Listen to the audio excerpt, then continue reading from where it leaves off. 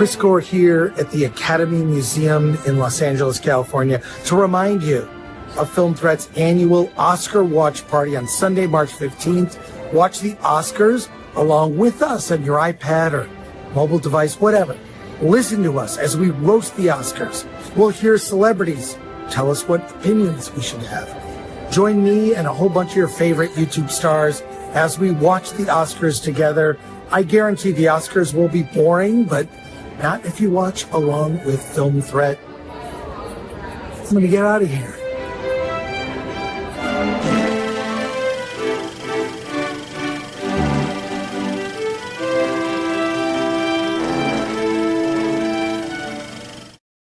It's Hollywood on the rocks on a Monday. Let's go.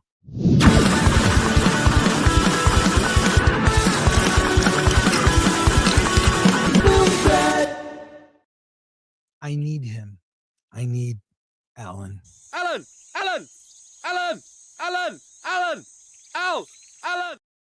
Hey. It's a big upcoming weekend. Friday, we're doing our Oscar predictions. It's going to be crazy. It's going to be crazy. Yeah. We'll be basically deciding between one of two movies for each category.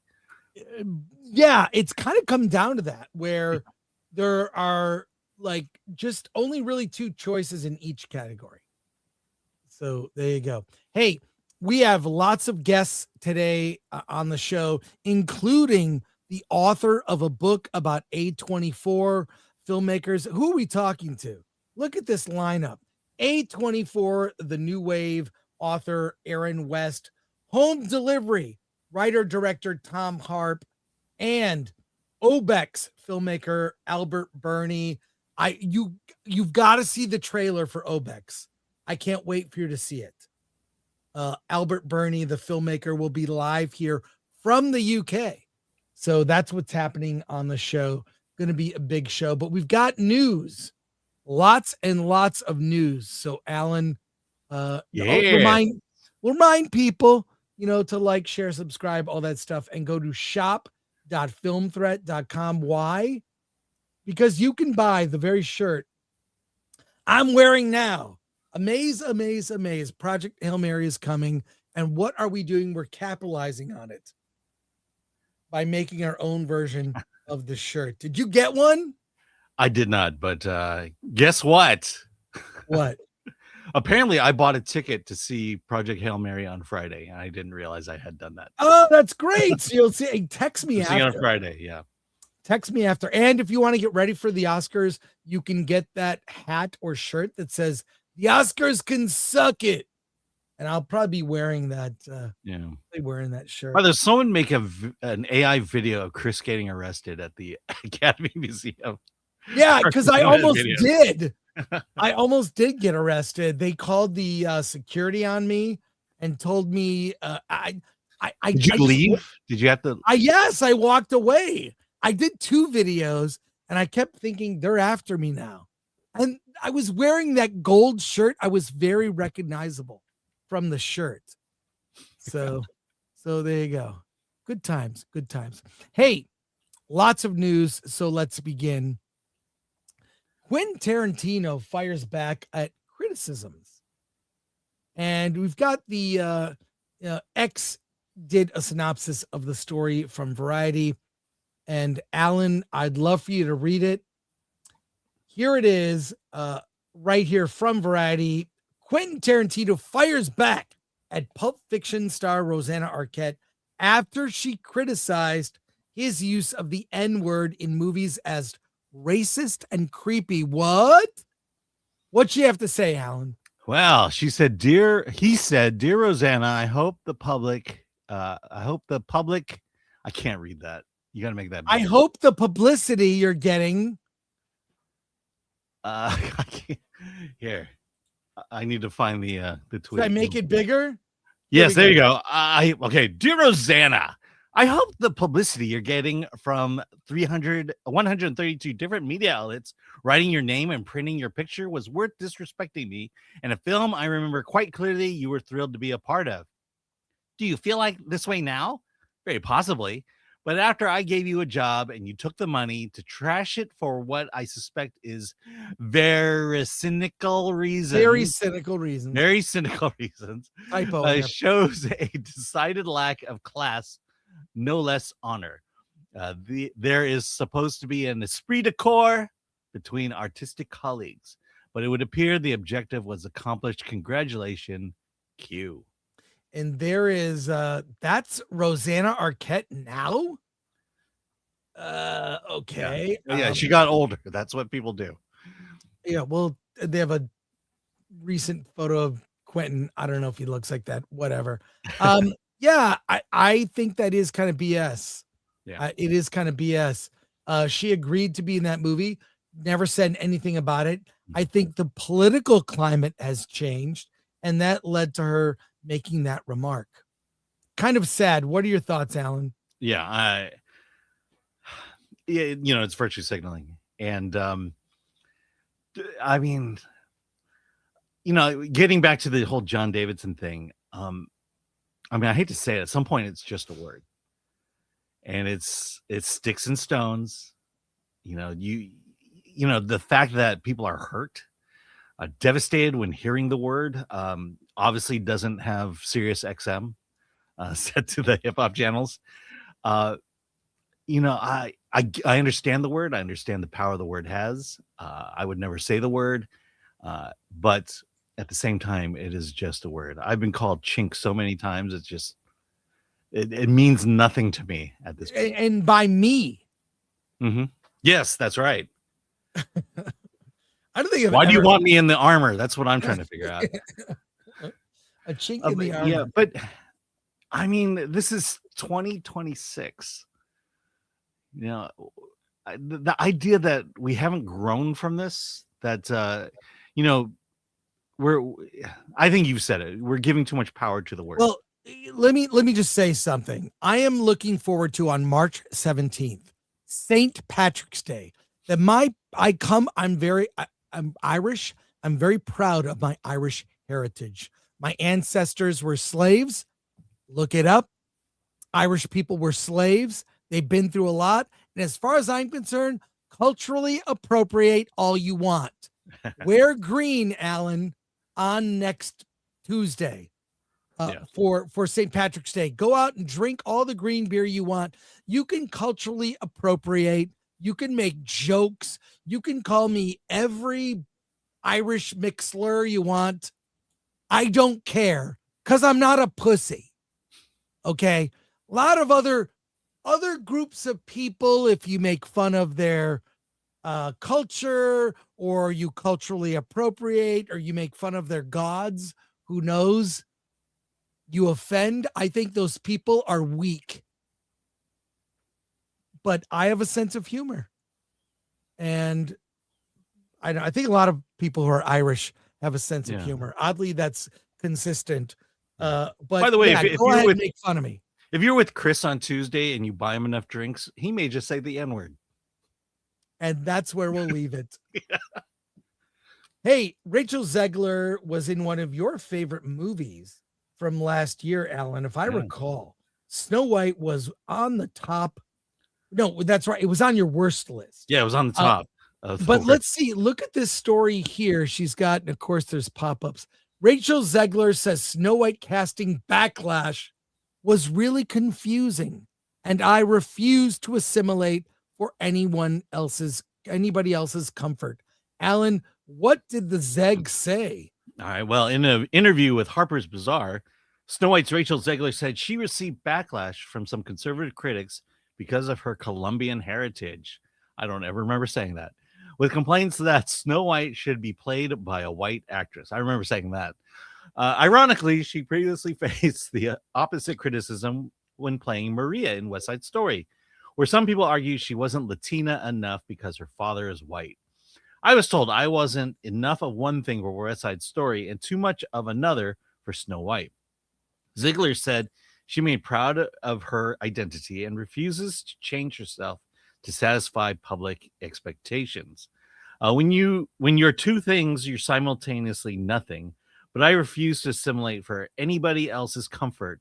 Zegler also faced criticism posting Free Palestine on X while promoting Snow White. You live and you learn. The temptation to speak doesn't always mean it must be done. The backlash to her post escalated into serious harassment and threats. Zegler said she never expected the reaction and would have handled things differently if she had known what was coming. If I'd been able to predict the threats to my safety, I would have thrown my phone in the ocean. What do you think about this, Alan? I'm not a Rachel's. Here's what I think happened. Give you my real quick. She's basically doubling down on I don't want to be in your big blockbuster. I think it really affected her deeply. Audiences rejected her and the movie, and she'll only be on Broadway or do very small indie films. She's look, she has her freedom of speech all she wants when she's in those, because she's not risking hundreds of millions of dollars. What are your thoughts? Yeah, she look, if you didn't like her movie, you're racist. If you didn't like The Bride, you're a misogynist. If you don't like movies about slavery or civil rights, you're a racist. That's the excuse people give nowadays for putting out crap or not doing a good job. She says she remains proud of her identity and refuses to change herself to satisfy public expectations. There are things you should change to satisfy public expectations. One is pick better stuff to be in. Well, that's one. Yeah. The other I mean, thing is, maybe don't hate your audience. Yeah. Like, everyone is a potential. Snow White is a classic story. The Disney original animated feature is beloved by generations of fans. Yeah. To disparage all of that and speak your mind carelessly is not really, it's unbecoming of a Hollywood actress, I think. sometimes of people in general. Yes, I would agree. Yeah. The other thing is, you know, I think Robert Ricardo got caught in this as well, but blaming fans or dismissing fans, dismissing audiences. You know, the people who buy the tickets to see your movie, or the people who subscribe to the streamer that your movie appears on. You know, again, there's a shift where artists basically their shit don't stink, and therefore we must love it. And it's the complete opposite. You know, you're here to entertain us. Why? Because we pay you money to be entertained. You know, if you're going to do this for free in a vacuum, do whatever you want. But if you expect us to shell out our hard-earned money, then you need to start thinking about, you know, who you want your money to come from and who your audience is. Well, you know who wants money? Star Trek. Star Trek. Well, what they really want is an audience, because they are fast losing it. And something interesting happened. Rod Roddenberry, who is the son of Gene Roddenberry, and I have to, full disclosure, I know Rod Roddenberry. I have hung out with him. I've seen him at conventions. I've been to his office. You know what?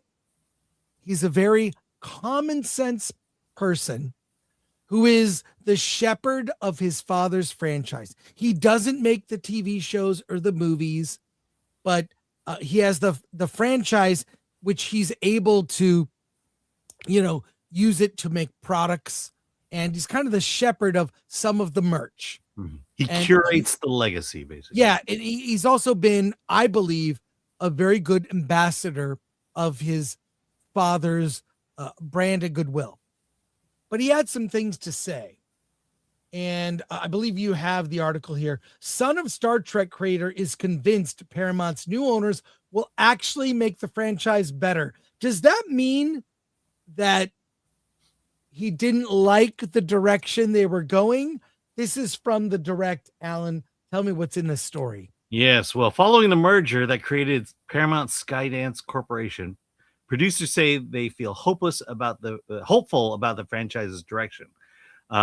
His co-producer Trevor Roth says, "Our hope is that the new leadership understands or appreciates what we appreciate about Star Trek." Rod Roddenberry believes the change can improve things. "I do think with the new regime, things will get better. The creative team hopes executives see the franchise as more than entertainment. Roth says it can go beyond entertaining and talk about important issues and allow for the intelligence of the audience to be recognized. Roddenberry emphasized the importance of the franchise themes. Star Trek has a very important message and story to tell. It really needs to be highlighted. New CEO David Ellison has already identified Star Trek as one of the company's most important properties. This signals strong continued investment in the brand. The new series Starfleet Academy has helped reaffirm the franchise's focus on connecting with audiences emotionally. Roth says, we continue to make sure that we're bringing humanity to the shows and that we're speaking on a human level to audiences. Star Trek Strange New World received 4 nominations at the Saturn Award, and Roddenberry says sci-fi never gets what it deserves. It allows people to come up with creative ideas about the future. I don't know. Sounds like he was. It could get better, but he was on board with what had. Well, look, he's a business person. I think the criticism is very light, in my opinion, but it's criticism, and I do think he's, of course, hopeful. And if anything, Star Trek needs hope. In a related story, let's check this out. It is the season finale trailer for Starfleet Academy. Let me cue it up for you. Yes. I want you to see this, Alan. Yeah, full screen. Let's go. Full screen. Okay, here we go. Let's watch. Oh my God. Only one more episode. It's over. What a great first frame. It's over. Here we go. Just lost our shields. Incoming transports. Yeah. Come on. It was always going to be me in this chair. This is New Spraka. Today, we are putting the Federation on trial. Justice will be served. Piping hot. As far as final exams go, this one is a doozy. This is how it ends. Paul Giamatti is wasted in this show. He really is. Not if he wins in the end. If he wins, well, I'll just say this. You know who's lost? The audience. But hearing that criticism from Rod, and I've had deep conversations with Rod. He is being a diplomat right now. Yeah. I do know behind the scenes, he has his own opinions, but he is a team player. I think this is going to be the end of the Kurtzman era.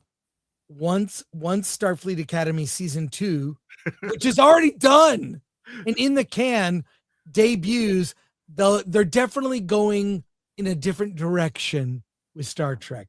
That's my prediction. You know, if I were Paramount, I would just release what was shot. Don't spend money on special effects or anything. I think we can use our imaginations to enhance the crap that's already in the can. Yeah, well, I know at least one thing about season 2. Can I just say it's not gonna get better. It's not gonna get better. I mean, how could it get worse? Yeah, it can't. It can't. I mean, is there more to scrape down at the bottom of the barrel? Well, let me just say this. You know, one of the best things about Star Trek, or Star Trek at its best, is it's a hopeful vision of the future. We have been bombarded for almost the last 2 decades with depressing visions of the future, depressing visions of our superheroes, so little to hope for. And even, you know, young people, children in school are coming up, are being bombarded with, you have no hope. Climate change will destroy your future. Why bother having kids? And this is sad. So I'm going to share something with you. There is an organization that is seeking hopeful visions of the future. In a post on X, and we will share this post. Peter H. Diamandis, MD, says stories shape our future. Storytellers manifest our destiny. Someone somewhere is writing an epic screenplay that is more Star Trek than Terminator. A vision of a compelling and optimistic tomorrow that will shape humanity's next few decades. Aside from that, I do believe that our entertainment influences how we feel about our country, how we feel about ourselves, how we feel about the future. Let me know. I'm going to show you where this leads. He has a longer thread here, but he says, what if we asked storytellers around the world to envision an epic and compelling future for humanity and then funded them to produce that film?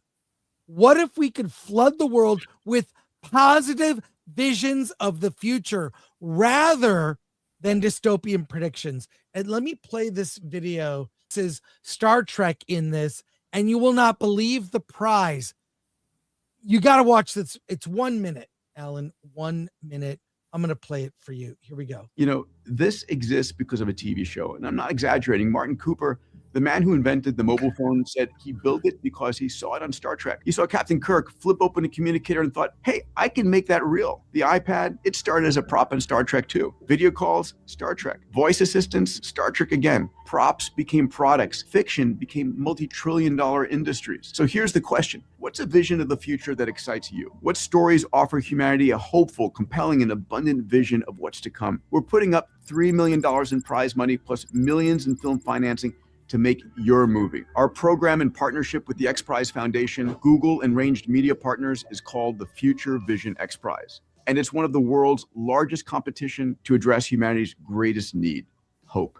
Create a trailer or short film, 3 minutes or less. Show us and the world your vision of the future. That vision could become the next blueprint for all of humanity. Find out more and register at futurevisionxprize.com. You know, this exists because of a TV show. I'm not exaggerating. Martin Cooper. FutureVisionXPrize.com. He answers more in this.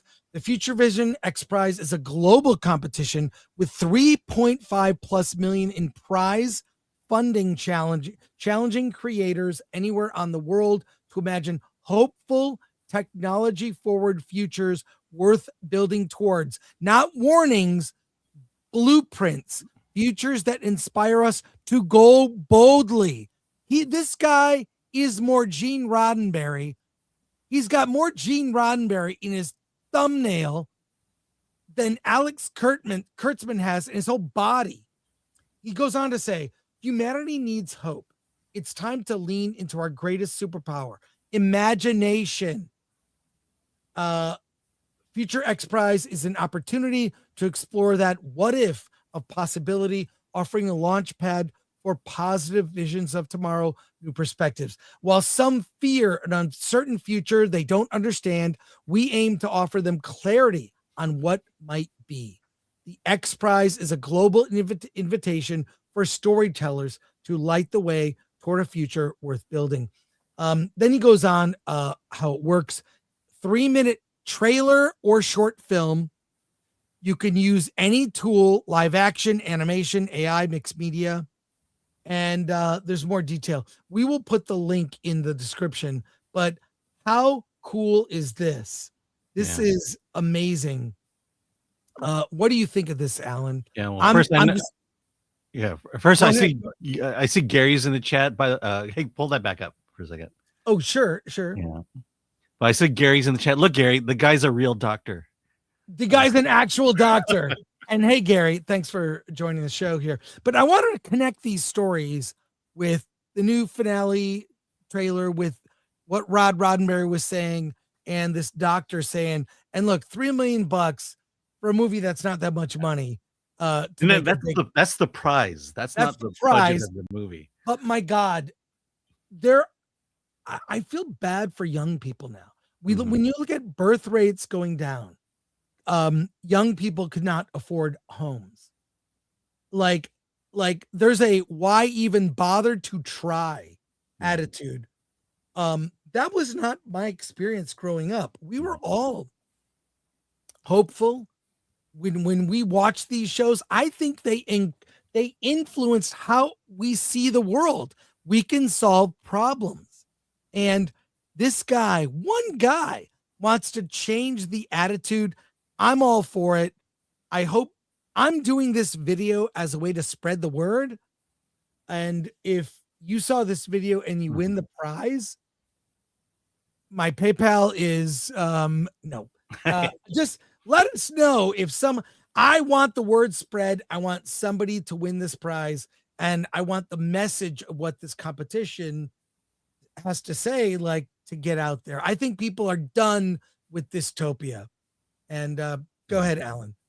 Yeah. I'd like to hear your thoughts. Yeah. I mean, as a Christian, I kind of grew up in the early revival back in the late 70s, early 80s. In fact, I was a part of that revival, and it just felt like it feels like we're long overdue for that. And there's been this concerted effort, some might say a dark effort, to keep us hopeless, keep us feeling hopeless. And sometimes you fall into it. Sometimes you don't want to watch a movie that's too goody two shoes. You want a little bit of darkness in your stories, but we're getting too much of that. It's too much. It is too much. I agree. And the idea that we are shifting everyone's brain, especially those creatives, to say, let's look into the future with hope rather than with despair, that can get contagious. And I think that's what he's going for here. And I pray he succeeds. I've got something that I need to tell people. Speaking about hope and excitement, Versus on Monday will be at 10 a.m. Earlier on Monday, a special show. Not everyone will be there. Oh, hey, I need to interrupt you because a certain person requested that we do not talk about the event before it happened. Oh, really? Yeah, that's very specific about not speaking about it. Oh, okay. Then I won't. But there will be an embargo date where we can't talk about it. Alan and I have to do something on Monday, and around 3 o'clock. Around 3, so we cannot do Versus. Really? Yeah. No one told me that. Yeah, I asked, and she was very clear about not talking about it. Well, when we can tell you what Alan and I are doing on Monday, we will tell you the second that we can. And we'll probably do a special stream. We might do a special live stream on this. It's that big. So I'm going to, damn it, I was all excited. All right. Yeah. We have time for one last news story, and we'll go to your soups. So Versus is in the morning, or it's not happening? In the morning. Okay. At 10 a.m. We'll do a special Oscar hangover edition of Versus. It'll be short. It'll be me, you, Badger, and whoever can join. And we'll do a short show because Alan and I have something to do Monday afternoon. So there you go. Now, let's talk about James Gunn's DCU. There's an article that asks, why is James Gunn making right-wing extremists the villains in almost every story, from Creature Commandos to all of this? Alan, I know you have the story. It's from comicbookmovie.com. This is distressing to me. Give me the basics of this. Okay, well, the new DC universe launched under James Gunn and Peter Safran has gone off to a solid start, especially with projects like Superman, Creature Commandos, and Peacemaker, which have performed well critically and commercially. Not our commentary. Still, several of the original announced Chapter 1 Gods and Monsters projects have yet to materialize, and 2026 will be an important test for the franchise with the upcoming titles like Supergirl, Lanterns, and Clayface. What have been noticed across the early DCU projects is a recurring theme in the villains. Many antagonists seem to reflect modern far-right extremism or toxic online subculture. Who are they talking about? In Creature Commandos, the sons of Themyscira are portrayed as violent incels. On Superman, Lex Luthor spreads conspiracy theories to smear the Man of Steel. Peacemaker featured racist Nazi villains, and early reports of Supergirl suggest Krem of the Yellow Hills leads the group that resembles misogynistic traffickers rather than the pirates depicted in the comics. There are even rumors that Lanterns will include far-right conspiracy theories as part of the central conflict, and they only deem this after watching the trailer. This trend may reflect Gunn's personal experience with online backlash that led to his temporary firing from Guardians of the Galaxy Volume 3 back in 2018. While understandably why he may draw inspiration from those experiences, Gunn repeatedly uses these kinds of villain risk becoming predictable. It's disheartening. It's disheartening that every time I kind of feel like, Gunn was very vocal about how he felt about politics. He was very vocal. He's less vocal now. In fact, to his credit, at the Superman premiere, he was baited by some people and he declined to make a statement. I feel like what he's doing through Peacemaker, through Superman, and through everything he's put out through the DCU, that's where he speaks his mind. And to me, it's gotten boring. And I was talking to Gary about Lanterns. Lanterns could have been a great opportunity, to make a comment about, the current state of the world, or have two guys on opposite sides of the political spectrum try to get along. So, it is what it is. It's disheartening. Alan, it's so obvious. The evidence is there. The evidence is there. And it's just, to me, it's boring. How about get some supervillains for your superheroes to fight? Or have some real motivations to take over the world. Yeah. Oh, man. I feel sorry for you white guys. We're the bad guys in every movie. Yeah, I know. We are. I mean, I'll say half of you are really good. Thanks.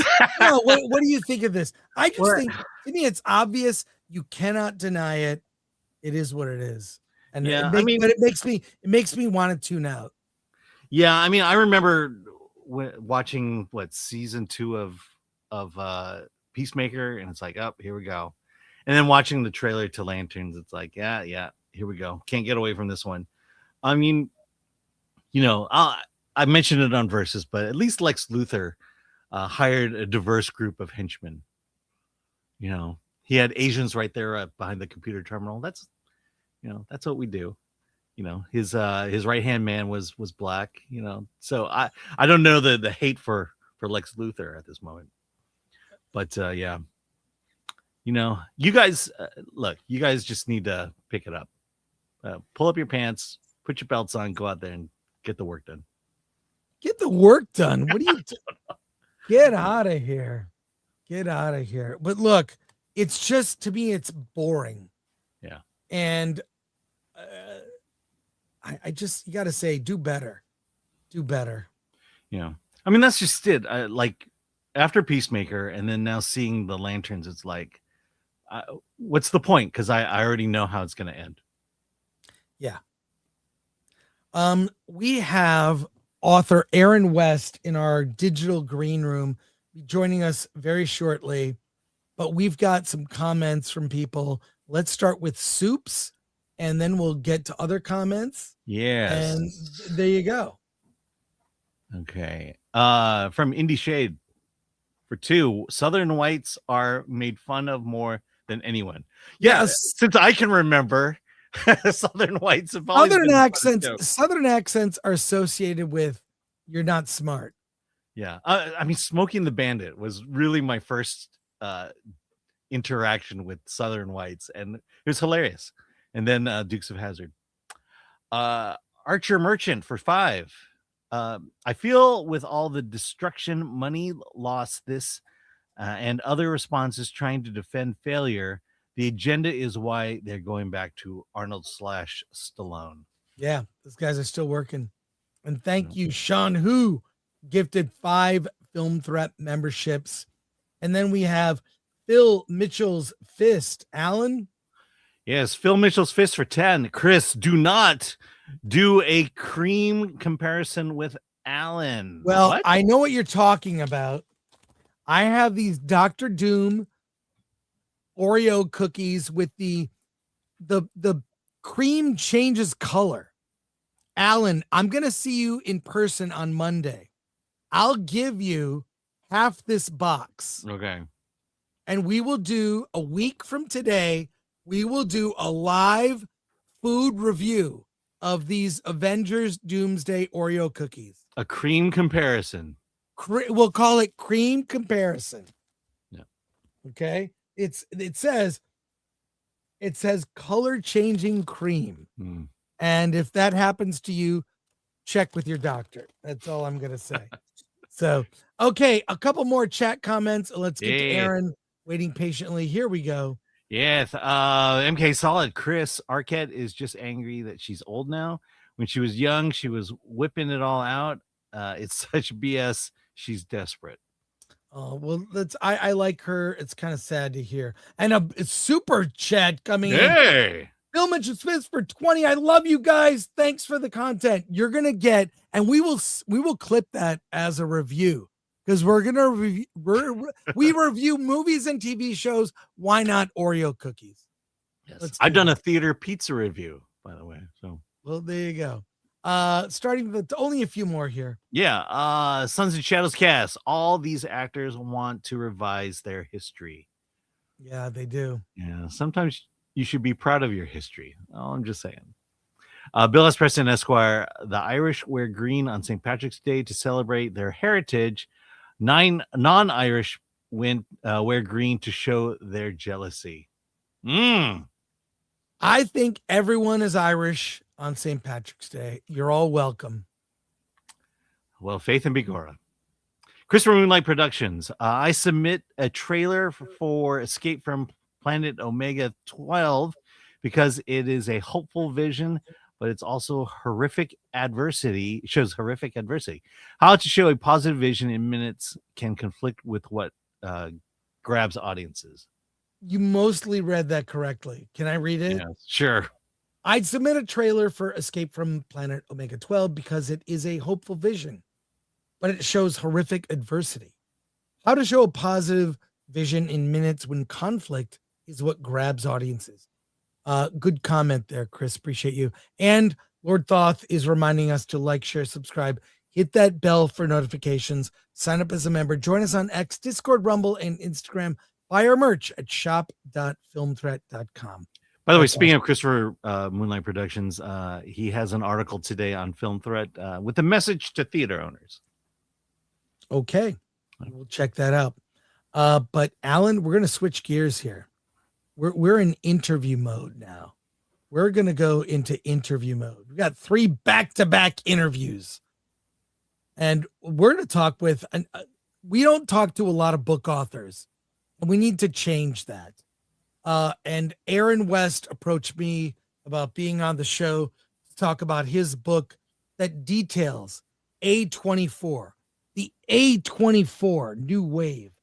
A24, as you know, is the film company that puts out these little movies. Why is it that A24 has built such a amazing brand? People will go see a movie just because the A24 logo is in front of it. I saw one earlier this week. I saw the movie Undertone, which is A24. Let's talk to Aaron West about A24 films.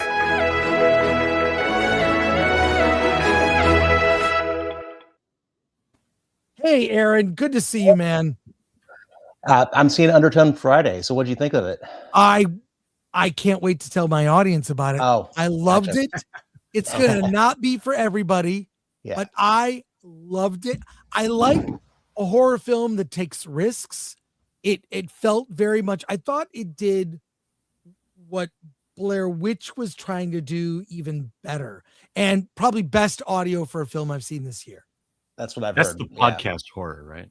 Yeah, it's a girl who has a podcast about true crime, and someone sends her an email with 10 audio files, and she's going through the 10. There's also other things happening in her life.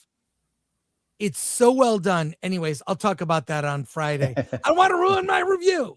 I'm sorry, I'm interviewing you. Yeah, no, it's all good. But there is the people even call it the cult of A24. Have you heard that term? Yeah. Yeah. I actually had, by the way, thank you for having me. I'm a huge fan. You're old school. In fact, my film studies, I remember them telling us that you were credible. So this is, maybe 20 something years ago. Oh my God. Congrats on that, on being credible according to my film faculty. And what happened? Well, I won't tell them. No, I'm very honored to be here. Thank you for interviewing an author. So A24 is there is a cult, and I actually I spent about 2 years researching this book, and I kind of took I did a lot of reading, but I also kind of embedded myself. So I'm actually, I don't know if I've shared this widely, but I'm actually the A24 Reddit mod, or one of them, one of 3. Really? You really see everything. And I mean this as a compliment. I mean, the people that are A24 fans, I mean, they're interesting people, because there are a lot of neophytes, a lot of young people, a lot of Gen X, or millennial, and they're really compassionate, very inclusive. So, Alan, I heard you talking about representation in context of James Gunn. So that's a big deal for the fans, but also just the way they market their materials. I mean, it really does feel kind of like a cult in a positive way, if that exists. Well, I mean, I'll tell you this: I will go see any movie that A24 has the logo in the beginning. In fact, not sure if other people are aware of this.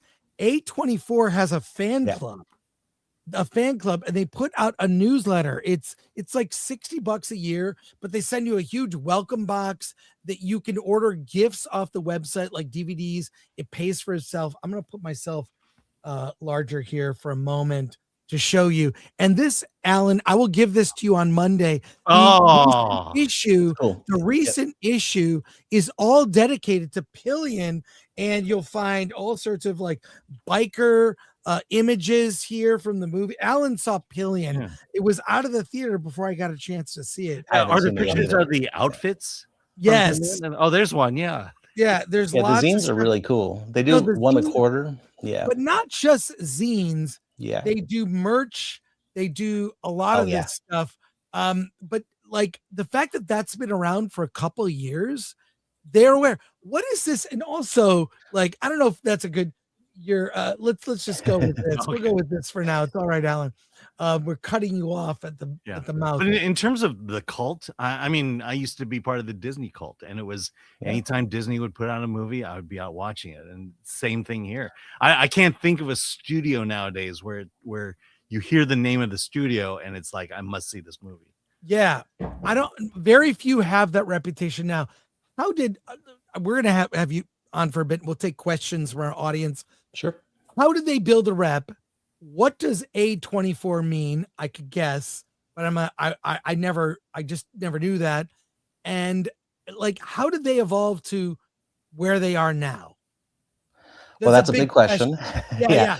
And I'll give a somewhat smallish answer, but A24 is actually named after an Italian highway. So while they were driving down the road, really on their way to Rome on vacation, they made the decision, and it was 3 people that came from independent circles. So a couple of different companies, many of which you probably know, films. They've worked on films from the early 2000s through 2012 that you certainly know. Little Miss Sunshine was one of the. Actually, it's a long story, but they were driving when they decided, and they're like, we're going to do this. And so they were on the autostrada. They say all roads lead to Rome, so this one led to film, and so they started.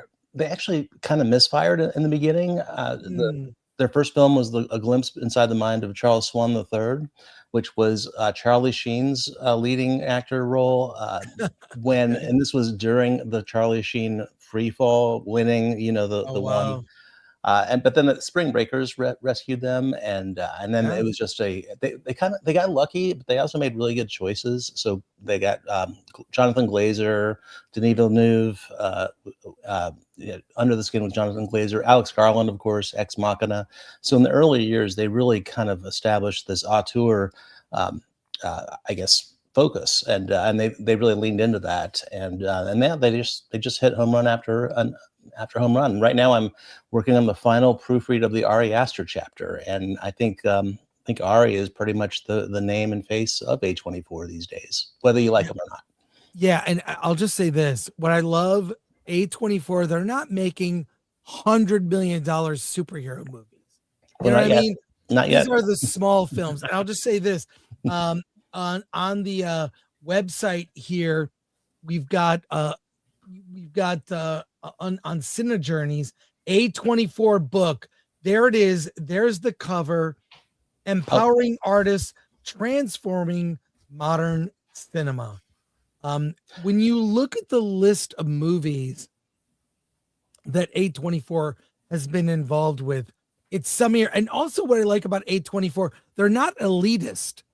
They'll put out horror films, right? Undertone. I haven't seen it yet, but and even the Philippou brothers. So they're still taking chances on these guys. Were YouTube fan celebrities. You guys could actually maybe pitch a movie to A24 and maybe get it made. It's worth a try. But they were great creators. They put their money into creating content, and it was a great transition from film. And A24 is actually taking chances on writers, on video directors, music video directors. Jonathan Glazer is a big one, but there have been others. Of course, actors. So they look for talent and they find it. And now sometimes it's a misnomer that every A24 movie is a great movie. They do have some films that haven't done as well. True. But a pretty high batting average and independent. So you mentioned the 100 million. It's been reported that Marty Supreme was 70 million, and the Smashing Machine was somewhere in that vicinity. They haven't revealed that, but they're doing. Speaking of Alex Garland, they're doing they're doing Backrooms here in a couple months. So that's a big YouTube property IP. What is that? Like, I've seen the trailer for that movie. Have you seen the web series? I have not. So I'm not gonna. Yeah, I don't want. I'm fascinated with what that is, and I don't want to know any more. So, there's really not much. Even if you watch the web series, I mean, I don't know how great it's going to be or how good it's going to be, but these guys are YouTube creators and just made web series, which they basically publish on YouTube. I don't know anything about it other than it's basically kind of a mystical. It's a lot of times when you think about what an A24 movie is, Backrooms kind of fits, even though it's IP. Yeah, it's undefinable, and that I like that because A24 could in fact do a superhero movie. It wouldn't be like other superhero films. What I love about A24, it reminds me of the Wild West days of Sundance in the 90s. And curating the best movies at the festival, like what were the best of Sundance, which I think Sundance unfortunately has become less relevant in terms of their curation. And A24 I do know also picks up films in addition to funding films. They do they're out there on the festival circuit looking for new talent. But what got them? What was the movie? And we have a lot of questions from our audience. We'll get to those. Yeah, sure. Sundance is actually huge. A24 is very much about buzz, and a lot of Sundance comes very early in the year. Of course, we just had it this year, and there were a couple of acquisitions, as you mentioned.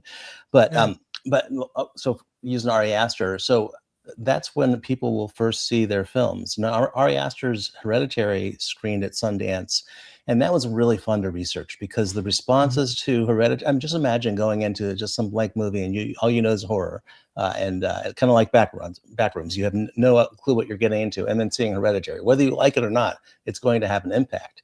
And Ari Aster, he he sat in some of those screenings, and people were having visceral physical responses at Sundance. He actually loved that. Ari Aster's a very interesting individual, so that was what he was going for. He wanted to make people uncomfortable.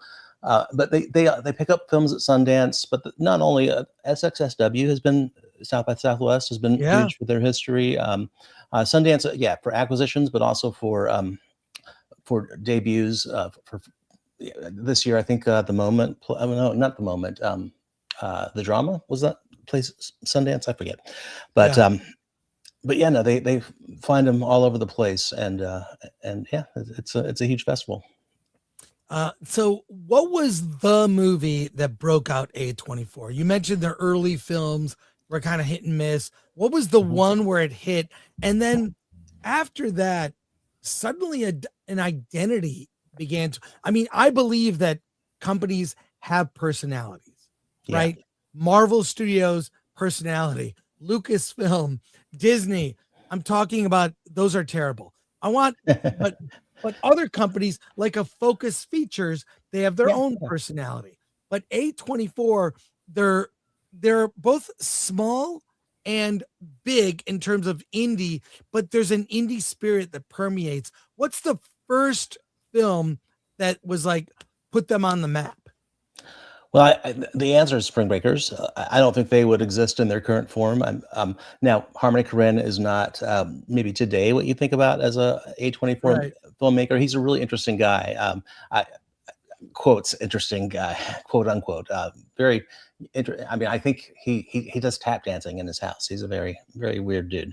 So that film I think actually put them on the map.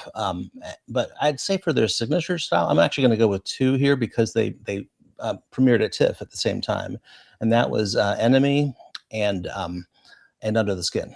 Those were both premiered at TIFF. Enemy did not make as big of a splash right away, but it did find life on streaming, and of course, Villeneuve has become, obviously mainstream filmmaker. He's far bigger than what A24 would afford or even approach at this time. However, in that film there are elements of all of his other films. It's almost like that's a Rubik's Cube, along with some of his other earlier work, or kind of like a Rosetta Stone for his style. And then Under the Skin, Jonathan Glazer is like the guy that, after Birth.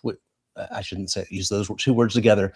After the experience with Birth, which did go with a major studio, it wasn't a subsidiary. Actually, I think it was Sony. I forget, but that did not go great for him. They opened Birth wide, so just imagine if you've seen it, it's getting a little bit of a reappraisal now. But that didn't go well for him. So and then Under the Skin, if you've seen that, that's not it's not accessible. It's kind of a sci-fi horror, but it also has ScarJo, and it actually uses ScarJo's celebrity as basically like an unwritten character in the film. So those two critically huge acclaim. Under the Skin, especially, was very well loved by critics, but also weird. That movie should come with a warning. It's Scarlett Johansson full frontal. Yes, there's that. To be warned. Like, just let people know in advance. But I saw that in a theater when it opened, and just shocked. And so there's an actor in there that's unusual looking that she Adam interacts Pearson. with. So there's so much about that film. But now A24 has built a reputation for films that swing for the fences. Not everything is a big hit, but everything is. There's a sense of mystery and discovery when I see there's something new from when that logo pops.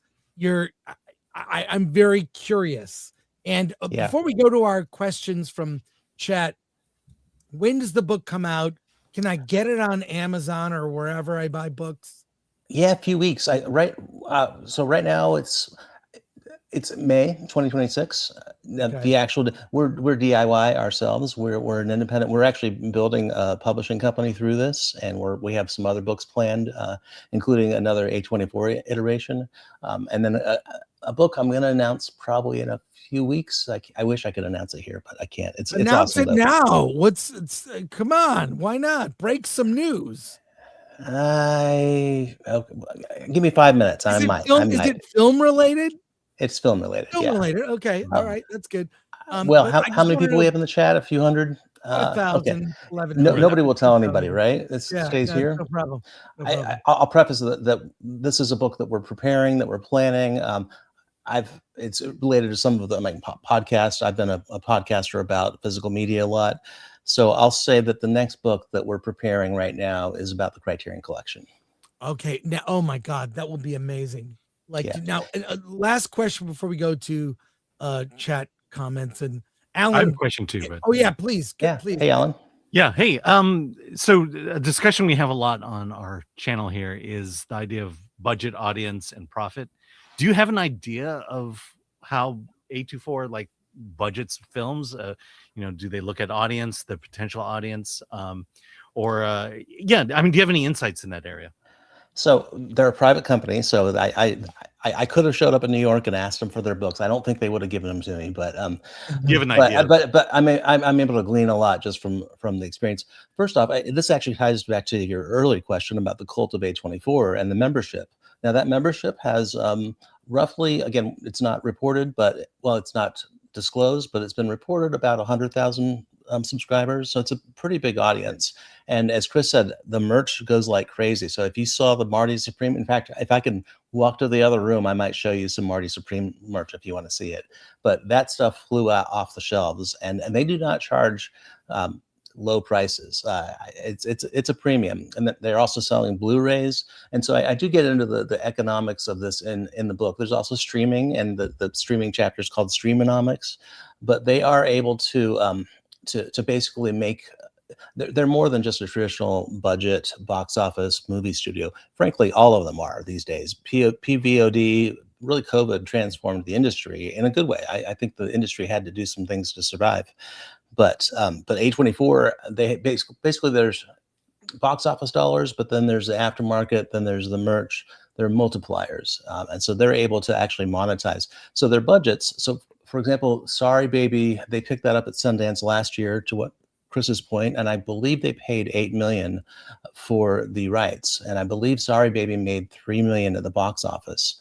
But of course, obviously, a very, very successful property for them, even if it didn't win a ton of awards. They've had some merch, but the thing is, they invested in Eva Victor as a creator, and they know that she's going to do things with them to enhance their brand. They're going to make money, and probably her next picture, kind of like the Philpott brothers, actually, they acquired Talk to Me at Sundance, and then Bring Her Back did very, very well. So that the short answer to your question is probably in the 1 to 10 million range with some flexibility. I think Warfare was like 25 million last year. I think Friendship was like 10 million as far as we know. So they generally, if you just look at box office, generally at best break even, maybe a little bit of a loss, and then sometimes they have a big hit. Materialists was a big hit for them, obviously Marty Supreme, but Eddington, Smashing Machine didn't do so well. So even though I really love Eddington, Eddington, I like Smashing Machine. Yeah. Speaking of big swings, I like both Eddington. those movies. I like both those movies. So we have questions from our chat. Last question from me: did A24 cooperate with you? Were they did they give you access? I'm glad you asked that. No, this is technically unofficial. I've had some conversations with various departments, and they've been very, very friendly, very nice. One thing they want to make it clear that this is not their book. Right. I think they're going to love it. I think so far everybody that's read it has loved it. So I think they'll find it. It's not a hagiography, and I think it can't be. I think A24 also has a publishing business. So a lot of the books a lot of films we've mentioned have related books or publications. A lot of them will too. The X trilogy has little novels that they publish. Yeah, they haven't approved it, but I think I don't think they could write a book about themselves because I don't think they have the objectivity. I mean, you have to read some brutal takes. You have to be somewhat, removed. So I think it would come off as PR, and I think people would see through that these days. Even though I do like their podcast, I just heard It's Sean great, yeah. Sean Baker on there, directors interviewing directors. It's just everything they put together. They know their audience. I like stuff that's eclectic and weird, so they're perfect for me. Let's go to our chat. We have a lot of comments. We'll start from the bottom. We'll start from the bottom. Alan, go for it. Yes. From Tony Elias. Hold on, let me just grab this here. For Tony Elias, A24's net value was 2.5 billion in 2022, and now it's at 3.5 billion. That's a 40% increase. That's absolutely cooking. They are absolutely cooking. So Tony, there's a chapter, the business chapter. I try not to. It's not a business book, and I actually say that this is a book about a business, but it's not a business book. But I try to demystify the numbers. So that valuation that he's talking about, the 3.5 billion, is from Thrive Capital. So anytime they go and look for capital, the company that funds them has to value what they're worth. And it's weird because COVID was so disruptive but they bounced back and they found other avenues and those are really paying off for them. That's where the multipliers. So in the book, I compare the valuation, where they are today as a business value compared to like just a general movie production and distribution, go to streaming service. That is that budget to box office, Alan. And that's where you see the difference in the multiplier. They're able to they print money basically. They're doing very, very well. There's lots of comments here. Let's just go through Let's them. see. Super hang. Scarlet, full frontal. Boing. It's not as, I mean, like, it's not super sexy. It's not super sexy. I wouldn't watch Under the Skin for that reason. But you can. But I know a lot of people did. You can if you want. Hey, money is money. Let's just put it that way. Yeah. Oh yeah. ADL's 24. Criterion is a great pick to study their success. Yeah, I'm probably going to be in trouble because I shared that prematurely, but it's going to be out in a few weeks. So well, I heard it's a rumor, and that it may. Well, it may not happen, and I'll share that it's slated for 2028. So what I can share is that I have a podcast called Criterion Now. It was on Criterion Cast. It still exists, but it's been a little slow because of this. So interesting, Kenneth. Yeah. So actually, Lady Bird is my favorite movie of A24, and I watched it like 4 times a weekend when I was writing the Gerwig chapter, and I love the Gerwig chapter. I just love her work. In fact, Lady Bird, we are planning on having a celebration party in Atlanta. That's where we're based, and Lady Bird is the movie that we're hoping to play, but still dates to come. But that's great. A lot of people hate the A24 movies. It's fine. Really? They hate them? Dix the musical. You wouldn't see that. Well, there's some A24s I don't like, but that's normal. Okay. Well, I'd rather watch Julian over Witch is one. The Witch. Yeah, I think the bigger budget is a question. You know, this is a big. Wait. We need to read the question. Oh, please. Sorry. All right, let's do this. ADL's 24. As an A24 fan, I was concerned when they announced plans to make bigger budgeted projects in the future. What was the motivation behind that decision? Beyond the bottom line, could they lose their way? So they could. Where A24 has found their foothold is really with a niche. So those mid majors, even like Focus Features, they don't want to tackle the $5 million budgets or the $1 million budgets. And I think even still, I think Undertone. I don't know what the budget for Undertone, but that's not a major budget. But yeah, I think it's a concern that they did take a big swing with Marty Supreme, budget wise, and I like Marty Supreme quite a bit. I know it's we'll see this weekend if it gets any awards. I'm not expecting any, maybe Timmy, but yeah, no, I think it's going against the studios is a risk for them. I'd say systemically because they could. They might not survive, but they always have their indie foundation, and I think that they're always going to be the player when it comes to these niche weird films, and people like them. No, as long as they don't go the way of Lionsgate, they'll be fine. Used to put out their Blu-rays actually, but now they put them out themselves. All right, ADL is 24. A24 has always done a fantastic job marketing their films. from their trailer construction to utilizing their fan club to hiring interesting filmmakers. What do you think is the secret sauce? What do you think the secret sauce has been?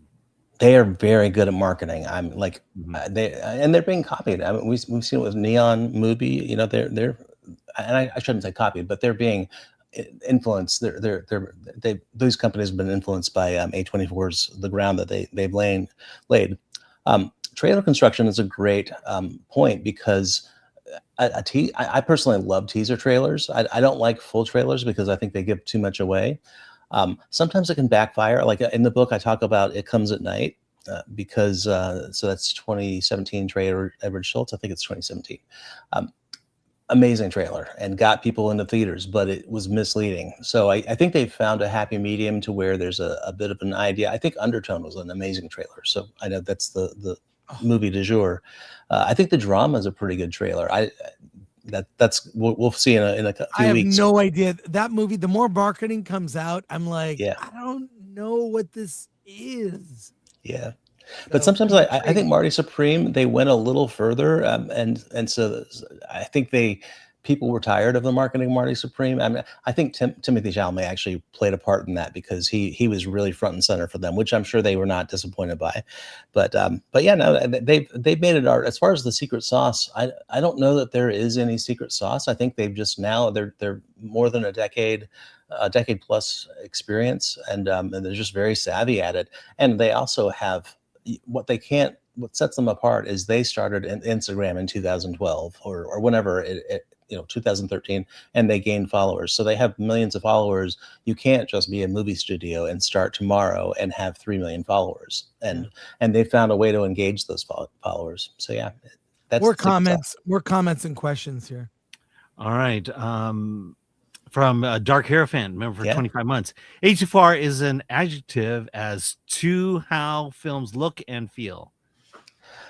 That's funny because as I've been working on this, I have friends and I have people in my life that aren't film people, believe it or not. And when they ask, usually I say Moonlight because everybody knows Moonlight, or maybe Midsommar or something. But yeah. So many people have approached me and been like, man, I love this movie. Recently was Weapons. So like, oh, that A24 movie Weapons. Really enjoyed that. I'm like, yeah. But yeah, it has become, it's kind of like Lynchian or a Lovecraftian. So like it's kind of an intangible, undefinable, but when somebody says I'm looking for something A24, people generally know what that means. Yeah, it's become, you're right. It's like an adjective now. There's an A24 is almost an adjective associated with indie or independent or not mainstream. Not mainstream is kind of A24. But hip, but cool. Yeah. And hip and cool. The studio used that. Yeah.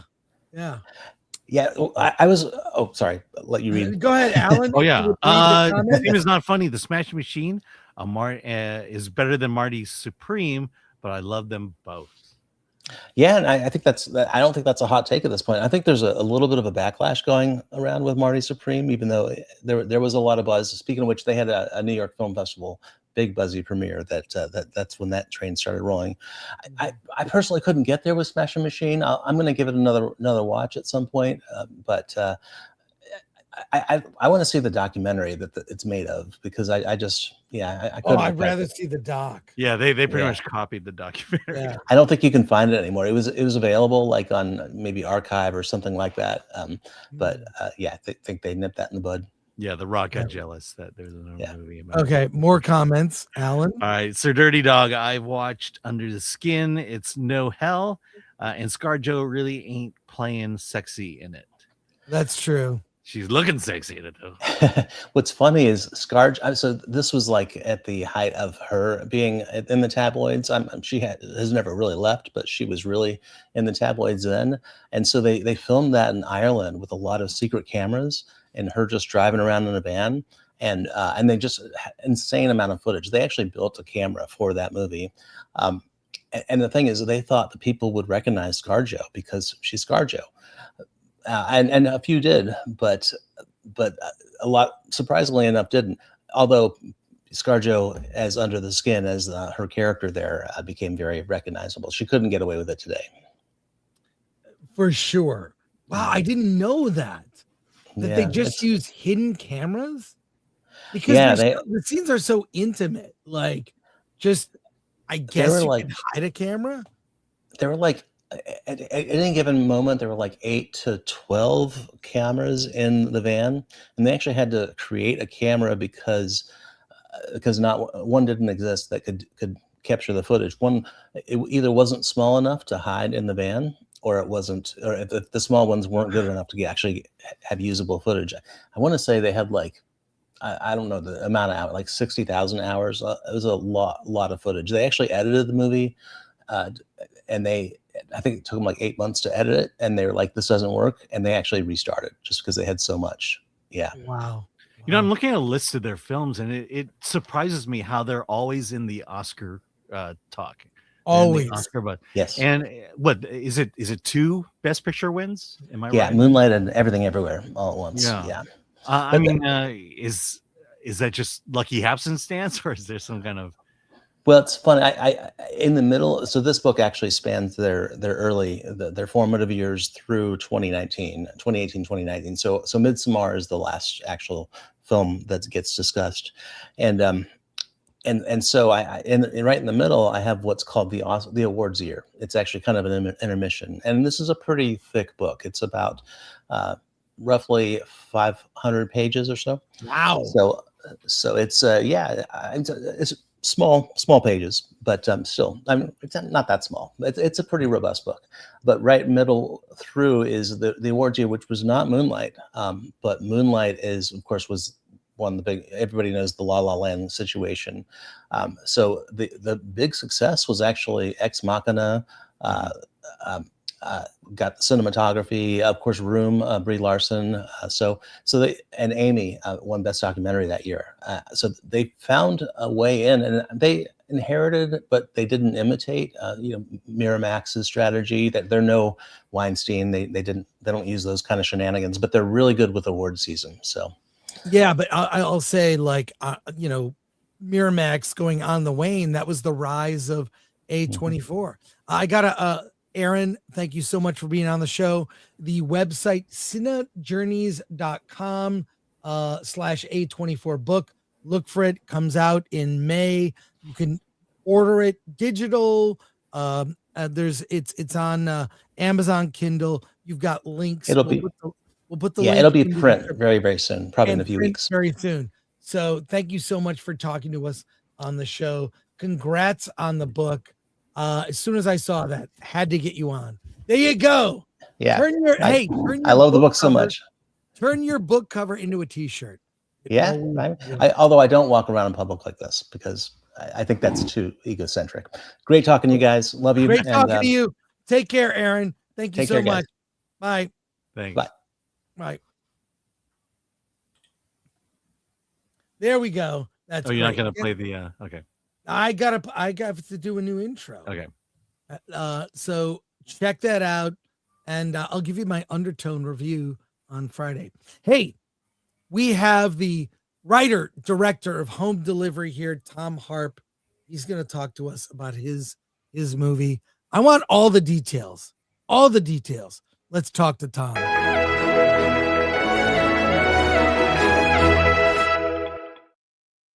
Hey, Thom, how you doing? Hey. Good to see Chris, you. I am a giant fan. I'm so honored to be on. Thank you so much. I read your book. When I saw that I was going to be interviewed by, I was like, oh my God, I hope I'm not a boring mess. So thank you. He's not that great. Yeah, Alan will tell you, I'm not that great. Thank you. That's awesome. And I'm putting you larger on the screen here because I love when someone has a shelf of books. Look at that shelf of books. I love it. Books, physical media. Let's go. Right. I love it. Tell us and guitars. I saw the guitars. Yeah. No, the guitars are sweet. Tell us about your film Home Delivery. Well, Home Delivery is a comedy about a woman who has been kind of estranged from her family, and she decided that the best way to bring everyone together is to invite them all in to witness the birth of the very first grandchild in the family. And it goes about as well as you can imagine, with an estranged family and people who are some control freaks in a situation where there's going to be a live birth happening in a tub, or if they can get the tub inflated in time. It's everything that can go wrong does go wrong. But that's the law of comedy. So, well, also, how do you make a comedy in today's age? I mean, I think part of it, like, there have been backlashes to comedies. Did you have any issues in terms of the subject matter, jokes? How do you make a comedy in this environment where people are offended by everything? well, I feel like the most important thing that the way that I look at my own work and my favorite work is, first of all, you can't punch down. So you don't bully anyone in your comedy. And for me, one of the things that is true is I feel like we're our own worst enemies. So, it's not that my stuff is self-deprecating, but it's always looking at myself and the people around me. And I'll tell you the reason why I started, because when I was in film school, I was like, oh, I'm going to be this serious, like David Lynch was my hero. This is not a David Lynch movie. Of course. What happened is I had a kid, and I remember holding my baby, this beautiful baby, and then suddenly this explosive diarrhea just shot out of the diaper all over my arm, all over my shirt.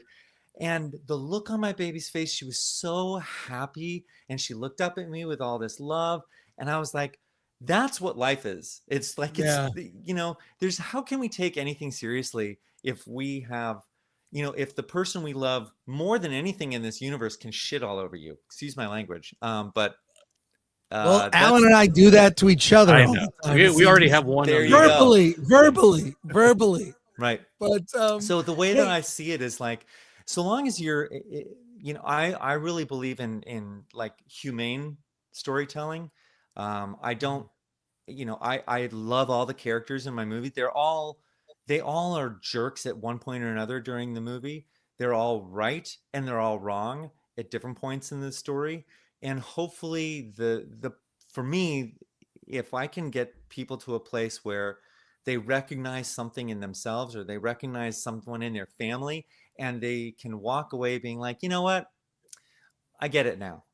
Or I was kind of a jerk. Like that's my hope, is that comedy can really break down walls. And once, because you laugh involuntarily, it's just like horror. You jump or you're scared, and it's not logic that gets you there. So once you get that into a person and they laugh, then the walls start to come down, and some of the, I think the dogma is our enemy. Like the dogmatic thinking, anything that's like purity tests for politicians or anything like that. And the moment that you can get people to laugh at themselves, then it starts to break the walls down. So that's really what I'm trying to do, is to find the ways that we're similar to each other, and make fun of that in the nicest way. Like, not to say, oh, you're stupid for thinking that, but just like, you didn't think that one through, did you? Like, that's kind of the way that I feel like my story engine is. It seemed like a good idea at the time, and then you realize, oh, that was a horrible idea. That was the worst idea I've ever had. So, I think that's true in all comedy. If you do that, then I feel like you can give people a chance to see themselves in a different way, and hopefully be a little more forgiving of themselves and of each other. Yeah, I think that's true in all comedy, where you find some kind of connection, some kind of shared experience, and then allowing. Oh, you're not hearing me? It's all good. Can you hear me? I can hear you now. Yeah. Okay. That's weird. Okay, go ahead. Go ahead, Alan. Oh yeah, no, I'm just saying that's like all comedy, where there's a shared experience. Hear Alan. I'm so sorry. Okay. Oh, that's weird. This is great. I love it. Yeah, go ahead, Chris. I love it.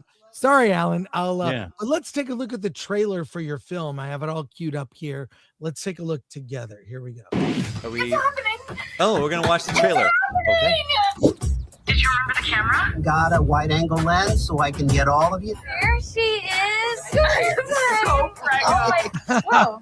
You felt that? It's like an alien, right? I love these people. This was such a fun shoot.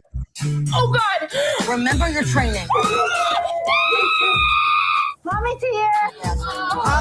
Welcome to the birth of Ellie and Jamie's child. Your job is to create a calm space, a loving space, a serene, peaceful environment. What do you think of that? You are all toxic to me. I have to go. Siri, find a midwife near me. I'm your midwife. Babe!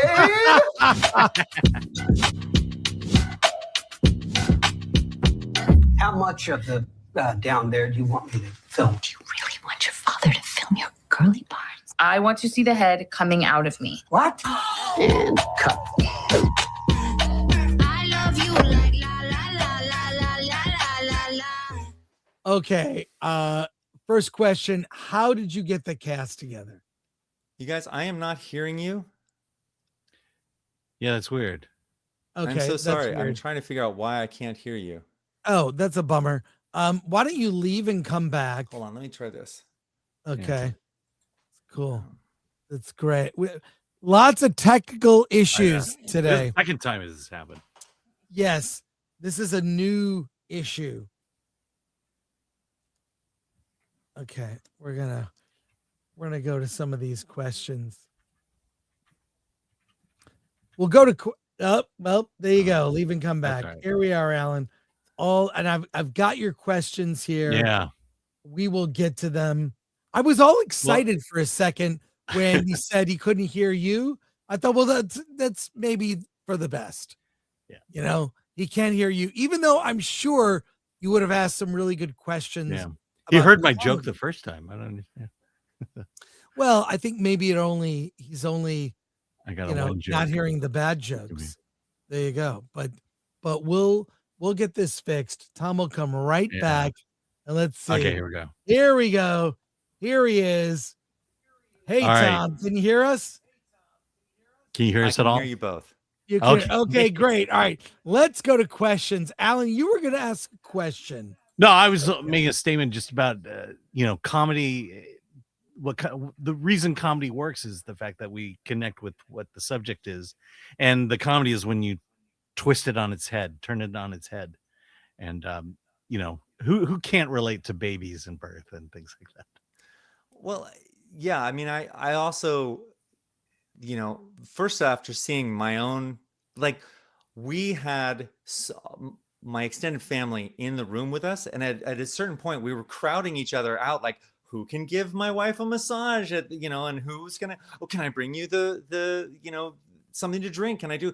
And here she is, she's half naked and she's trying to deliver a baby. And I just remember that moment. I was like, this is ridiculous. Plus I had this brilliant idea to have a friend of mine come in and videotape the whole thing. So, I mean, that was absolutely absurd. And that's where I'm making fun of myself, really, is what it all is. But I hope that, as I heard more stories of other people going through this, the editor on the movie has had 3 home births, and he was like, dude, you nailed it. And I hadn't had a home birth, but we had a midwife and a doula. So we had these things, and I was just sort of collecting ideas. Every time I heard someone talk about theirs, I was like, oh, that's perfect. I can use that. Mm-hmm. I heard about orgasmic birth, and I was like, oh, that's definitely going in the movie. Like, it's just, because I thought if it's real, then it's great. If it's out there and if it's something that that's true, then we can make, then you can always lean back on that and say, listen, this happens. This is this thing. But also it just adds to that whole sense of the world is so much crazier than we think it is, and so much more full of insanity than we think it is. And we like to want to keep it nice and tidy. And I think that's the job of comedy, is to to make it messy and show how crazy the world is. Yep. We've got a lot of comments. Let's get to them. Comments and questions. Okay. Let's see. Tim is not funny. Punch sideways.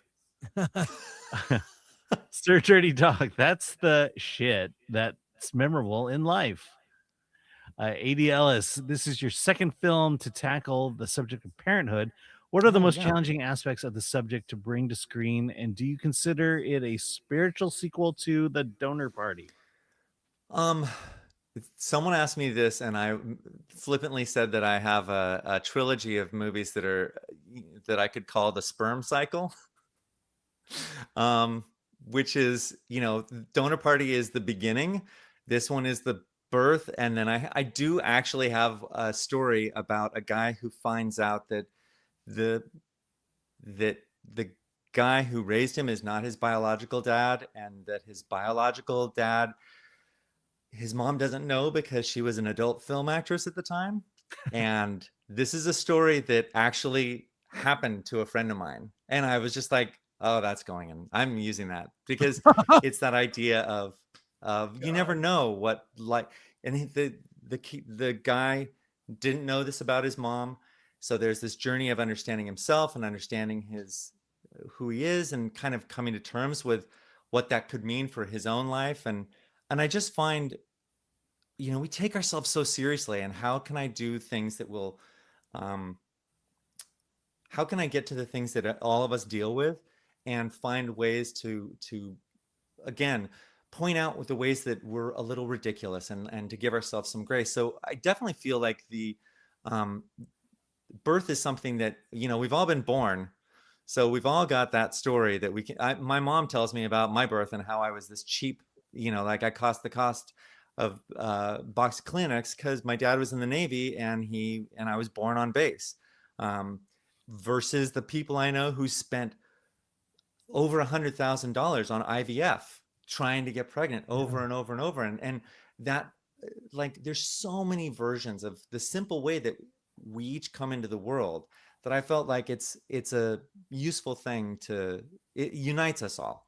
And I felt like the Donor Party was it really comes from being there's a lot of folks in the film industry who are amazing, intelligent, brilliant women who are in their mid-30s who I was meeting, and they would say that, I don't know what it is about me, but I've always had more women friends than men friends, and women tend to open up around me.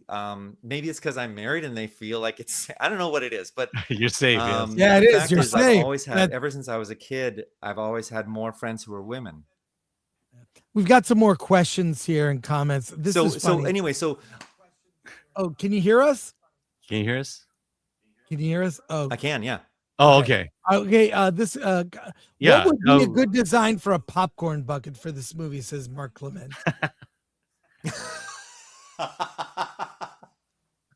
Well, I can think of one. Man. I don't know that I could describe it. A baby carriage. Here we go. A baby carriage is kind of the best. Yeah. Tony Ilias says Donald Faison is one of my favorite childhood favorite actors. What was it like to work with him? And I would add to that question, the cast is amazing. Yeah. How'd you get them? I mean, Rainn Wilson, I'm a huge fan of. So how'd you get all this cast?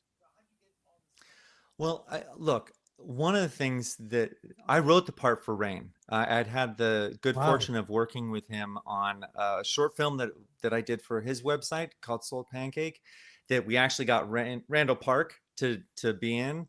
So, I've been a fan of who isn't a fan of The Office? But so I've known him for a while. During the pandemic, he asked me to be one of the writers and a producer, because I'd done all these Funny or Die videos on his scripted podcast, Dark Air with Terry Carnation, which, if you haven't checked it out, it's one of the things I'm most proud of in my entire career. Like, I can die happy career-wise because that's the most insane show I have ever been a part of. It's absolutely bonkers. It was so much fun to do. And but through doing all that, I knew that Rain was someone who is a lot more soulful than Dwight, is a lot kinder than Dwight. And when I had this idea for a male midwife, I just thought, why don't I tap into that kind of hippie thing that Rain has going on that people may not know? And I know that everyone knows that he's funny, but he's also incredibly soulful and sweet. And I wanted to give him a role to let him shine in that way. Speaking about Donald Faison, absolutely. And the thing is, I think that the most important thing is you have to be a fan of actors. So I knew that Donald Faison could do it because of Remember the Titans. I don't know if you guys remember the movie, Remember the Titans, but he's not the funny Turk character in that movie. He's got some serious scenes in that. And I knew that he could do all of it. Like he could bring the charm of everything that he does on Scrubs. He could do, but he's also got this vulnerability that I don't think he gets to tap into as much, and he's so good at it. So just being a fan of actors and knowing that they're capable of so much more than they've been given the opportunity to do is the thing. So, and then, for me, when my casting director suggested Joe Pantoliano, I was like, Guido the Killer Pimp is never going to do this movie. Like, I just can't see him saying yes. But it turns out he had always wanted to play the guy who was kind of the moral soul of the movie, and he never had a chance to play a good guy. So I feel like we got great people because we were open to casting against type, and just knowing, in the same way that I think Vince Gilligan is so good at knowing, Bob Odenkirk's hilarious, but I bet he can also be a menace. And the dad from Malcolm in the Middle is, like all of those things that he was able to keep in his brain, like, oh, this person can probably do something else. Like, I really feel that is the thing that, first you have to love actors, and you have to be in love with their whole range of experience, and knowing that you can, it's not always the case that you can get someone to do it, and not to be unfair to dramatic actors, but I do think that it's really hard to do comedy. And if you can get a really good comedian, especially a good comic actor who's trained in things that are not just sketch, but they're trained in, like, they can do everything. Like Rob Corddry, you wouldn't know this, but he learned Shakespeare. He was going to do Shakespeare first. Like, imagine him doing King Lear. I love Rob Corddry's work is amazing. He's amazing. He's great. So knowing that, I was like, I just keep these things in the back of my mind. And every time I would see someone audition, even if they weren't right for a certain role, I keep it in the back of my mind of, like, they could be good somewhere else. So that's the way that I got. I mean, first of all, they also fell in love with the script. So, I'm really, too. Yeah, the script is the first thing. They certainly were not signing on because of my illustrious career as a director. They were signing on because they put their faith in me because they knew that I understood the tone and that I was in control of the tone. And that the tone was something that they could plug into, and that I wasn't going to push them to be ridiculous. That I wanted them to play it real and to play the comedy grounded. So that, I think, is the reason why they place their faith in me. I pinch myself every single day on both movies. Donor Party, every single day I'm looking at these amazing people, this murderer's row of comedic talent. Yeah, I was like, oh my God. And to be on set with Leslie Ann Warren, who I had a crush on from Clue, like all these things, it's amazing to be able to be with these amazing actors. And I just tried to make the set safe so that they would have fun and play and surprise and delight me with their choices. Thom, congrats on the movie. Home Delivery is out. Is it tomorrow, or when is it out? It's out March 27th. March 27th. So March 27th. End of this month. Look for Home Delivery. End of this month. Thank you so much for joining us on the show. Appreciate you. We will and come again, back like I said, I'm not just blowing smoke, man. Okay. This is seriously an honor. I'm thrilled to be here. So yeah, you know, Thanks. if you need me to come and like dump your garbage or anything like that, All I'm right. down, dude. I'll He'll take you up on that. Yeah, and come back when the third film in the cycle is complete. Yeah. Do the organ donor party. Yeah. Oh, no. Oh, now see, that's a different movie. Yeah. Yes. All right. Take care, Thom. Thank you so much. Thank you so much. Take care.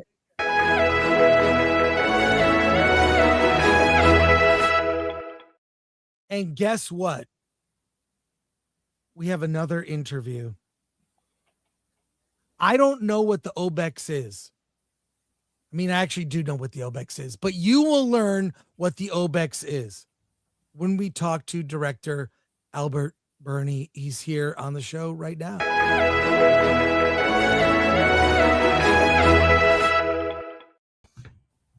Hey, Albert.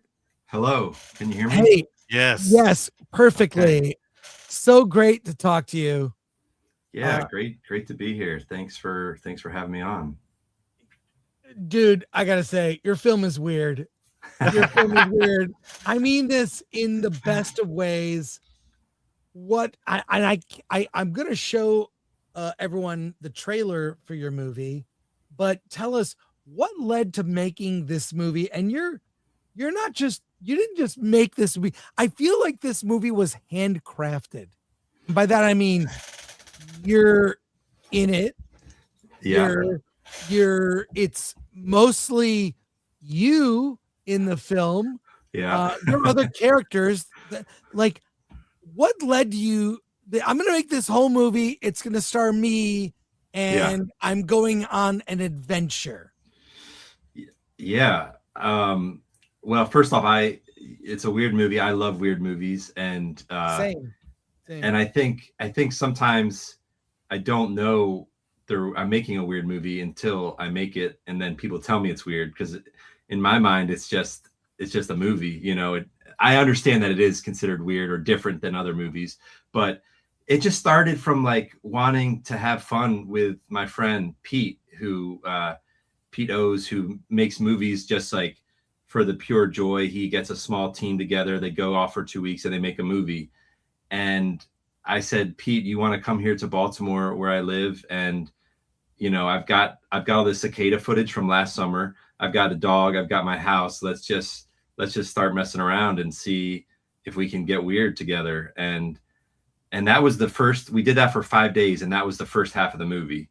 And then we took a year to edit and kind of figure out what the heck we were doing. And then we filmed the second half of the movie. So that took like 2 years. And then it was another year of editing and special effects. The whole thing was like just 5 years. When you said homemade, it's very like, yeah, crafted by hand. I was doing all this special effects. Just, there was no timeline. I could just kind of mess around for months and months, and just for the sheer joy of it. That's what the movie really came about. It was just wanting to have fun. Well, let's take a look at the trailer, because I want people to see and get a taste of your vision. Let's take a look. Hello, my name is Connor Thomas Marsh. I'm 36. I live in Baltimore. I love computer games. This is Sandy. A couple years ago, she just showed up in my backyard and she never left. I saw your ad, Obex. It had such a cool concept, putting real people into games. Can you make it to the end of the maze and defeat the demon Ixaroth of her he eats your mortal soul?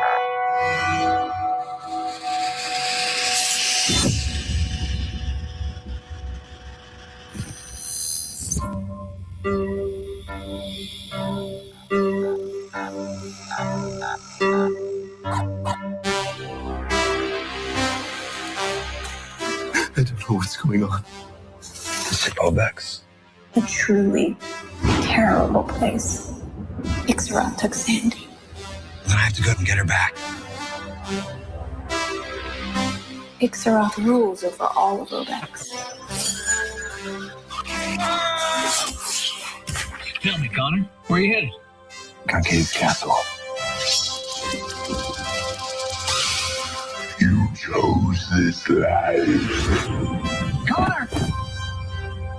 Do you remember what I told you? You're gonna get her back. I just know it. Someday we'll all be living in computers, even dogs.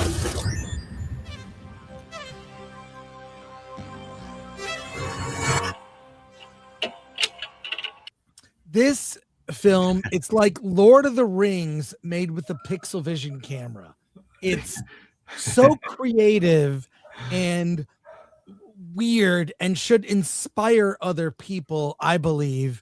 When we first chatted, I don't know how we connected. You went to London for a premiere or a screening of it, or you were not available right away? Yeah, I got back from Glasgow, where it was just playing at the film festival there. Been traveling with it, the festivals and showing it around. But yeah, it's available now. It's out there in the world. You can find it on most of your screens, however you're watching. And what, like, the process, like, I don't know, was that you grew a beard and your hair? So that explains like the year gap from the first half of the movie to the second. Yeah, I've used fake beards before and they look fine, but nothing beats the real thing if you have the time just to let it go. And I'm usually in some sort of growing stage of a beard anyway, so it was just nice to let it go, let my hair go, and know that it was going to show up in the film. And I love making movies this way because you don't have to, there's no deadlines, there's no most film shoots you have like a little window where you've got the actors and you have to do it all, and if you don't get it, then that's tough luck, that's your movie. If you're lucky, maybe you can have like a do another day a month later or something. But with this, I was, if I needed an insert shot a year later, I could just get it. I could, I could go find my dog in the house and get a close up of her or whatever I needed, I just have to gush a bit because the movie is so simple. The movie is so simple, and you're this guy, you make money through the mail, turning photos into computer images. It's so, and that early era of Mac, I had an SE30. I loved that computer. Who before that really loved their computer? It was something you had to use, but that thing, what it could do, and the idea you respond to an ad of like, you can put yourself into a game and that's where things go awry. Plus you love your dog. You have your dog and it's so like, for filmmakers out there, what inspired the story? And then you're like, I'm going to set it in this kind of like early era of tech. Yeah. Well, the first computer I ever saw was one of those early Macs, the one that's in the movie. Yeah. And, I was 5 years old. I went over to my friend's house and he's like, hey, I got to show you something. And he showed me his family's Mac. And he brought up like Dark Castle. Do you know that game? It was a very early, black and white. And, just watching him play Dark Castle kind of blew my mind. And, when you're making a movie, you get to kind of create the world that you want the movie to exist in. And I don't know, I'm just always drawn to this kind of investigating these old machines, these old techs. They're very much tied in with my own memory, my own life. And with this movie, because there's also these 17-year cicadas that are coming out of the ground, there was only certain years that I could set it in because, I wanted it to be factual, historically accurate in that way. So, they came up in 2021. That's when I filmed them here in Baltimore. 17 years earlier was 2004. And then 17 years earlier was 1987. So it all kind of was like coming together. So I was like, okay, I've got these old computers. I've got these bugs. And yeah, just like interested in what was it like before there was this internet, what was it like to be addicted to your screen, or to be that very first generation of like, you have a home computer and you just love it. And you have your routine of taping things off of, taping movies off of TV and, just mashing all those together. And when you said simple, like, the secret is always to try to find that simple idea. Sometimes when I watch films, like especially maybe from like first time filmmakers or something, I'm like, they're just trying to do too much. They just think they have to put it all in here. And, there's so many overlapping stories, which, I get it. That's fun and all, but like, there's something nice about just a simple story. You know, it's a guy who is rescuing his dog and goes into a video game, and 90 minutes later you can turn it off and walk outside and have a smile on your face, hopefully. I had a smile on my face watching this movie the whole time. All the little recording shows, just the interactions. I was really taken with it. And it's an adventure. You have a call to action.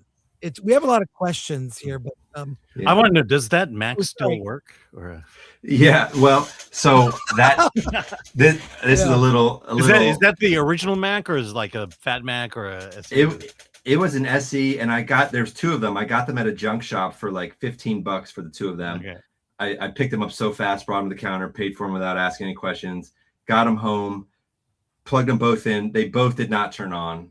Oh. And I thought, okay, what can I do? So what I did was I gutted one of them. I took it apart and I slid my iPad in, and it fit perfectly. Wow. It, like, you should have seen it. Like, I didn't know if it was going to work. It just went right in.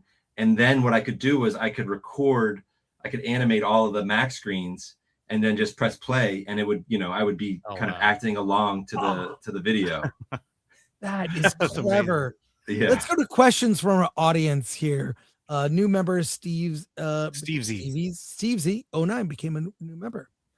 Tony Ilias says, your room is insanely cool and has such a vibe to it. You clearly have good taste. I see a lot of physical media back there, cassettes. Yeah. Wow. Yeah. I'm a collector, and I always forget.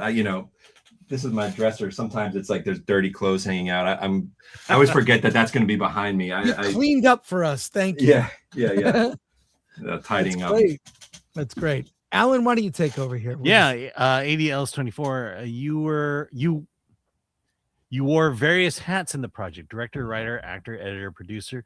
Which discipline did you find the most challenging, and which did you see your skills grow the most in?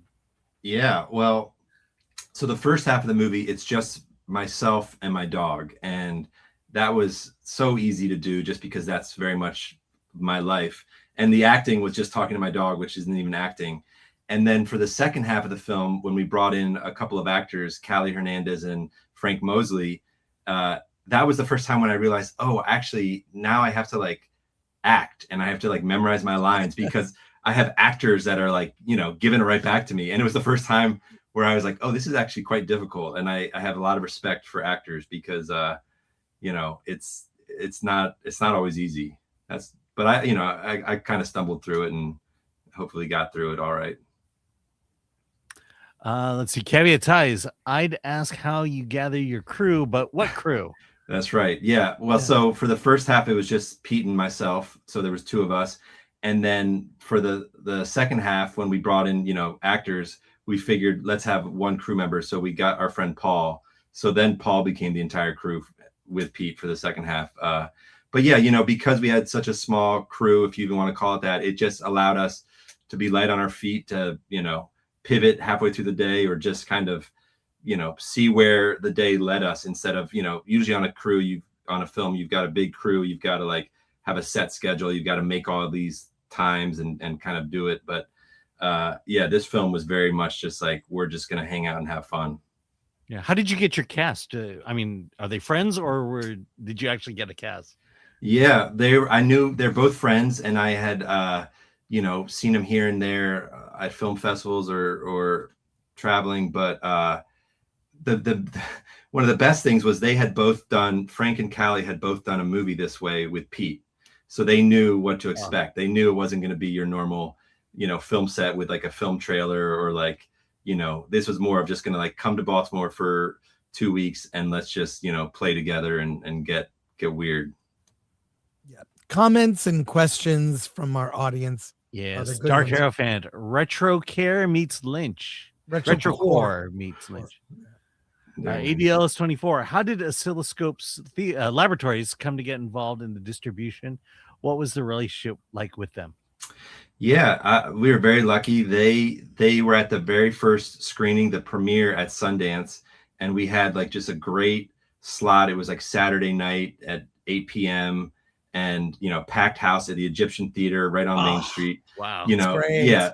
So they saw it. They saw it at its like peak. They saw what it could be with a great audience. So I think if they had come to maybe the second screening or even the third screening at Sundance, maybe it wouldn't have been as hyped. But yeah, they loved it and they understood it. And yeah, it's been great working with them. They put it out into theaters. It played in all around the US a couple weeks ago in January, February. Now the Blu-ray's coming in the next month or so. It's up on streaming. Yeah, great people at Oscilloscope. Nothing but love for all of them. Why no VHS release? I'm a little disappointed. Yeah, no. There will be. Oh, good. Yeah, on the last call with them, they're talking about all this other stuff, and I'm just like, the only thing I care about is the VHS. And I basically was like, if you all don't want to do it, I'll do it myself. I'll just make copies. But no, they have a person, and they're gonna. I think that'll come after the Blu-ray. That'll be a little bonus. And I have what I really want to do, and maybe this is the first time I'm saying this to anybody besides them, but I really want to do a screening once the VHS comes out where we have a VHS, like digitize the VHS copy, project that, but throughout the movie have commercials from 1987. So as if you're watching the like Sunday night movie on ABC, as Connor would have. I want that copy. I want. You should that. make the commercial. And the VHS tape, you've got to design the packaging like it came out in that era. Definitely. Like that era. Yeah. So this is all the dream, and hopefully, by I think we were maybe looking at August potentially to try to make that happen. So check back in. Oh, that's great. More so no 3.5-inch floppies then. Yeah, well, I mean, look, I've got it right here, and yeah. Oh, I love it. It's I don't think anything's on this. I have no way of checking.